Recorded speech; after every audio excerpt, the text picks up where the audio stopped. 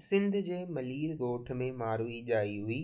माइटनि हुननि खे नंढे हूंदे ई कुर्मीअ जे पुट खेतसेन नाले हिकु कुड़मीअ सां मङाए छॾियो। मारूई सूरत जी सुहिणी हुई। फोगसेन नाले हिकु जवान मथसि मोहित थी पियो। फोगसेन मारूईअ जे पीउ खे चयो, मां मारूईअ सां शादी करणु थो चाहियां। मारूईअ जे पीउ चयो, मारूई अॻु में ई मङियल आहे, असां में माइटी टोरण जो खाज कोन्हे। फोगसेन खे ख़ार लॻा। हुन वञी बादशाह उमर सूमरे खे ॿुधायो त मारूई सुहिणी छोकिरी आहे, तव्हां हुन सां शादी करियो।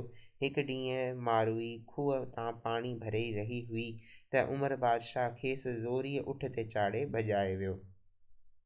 उमर मारूईअ खे पंहिंजे महल में विहारे खेसि खाइण लाइ सवादी ताम ऐं पाइण लाइ उचा रेशमी कपिड़ा ॾिना।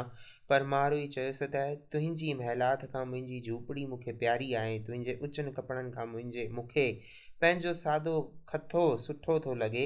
मां तव्हां सां शादी हरगिज़ कीन कंदसि। उमर खेसि ॾाढो हिरखायो, पर मारूईअ ते को बि असरु कोन थियो। हूअ सीता वांगुरु सद ते क़ाइमु रही। नेठि उमर हार वञी ऐं मारूई खे चयाईं त हाणे सम्झ त मां तुंहिंजे भाउ समान आहियां। पोइ उमर खेसि भेण बणाए संदसि शादी खेतसेन सां कराई ऐं जस खटियो।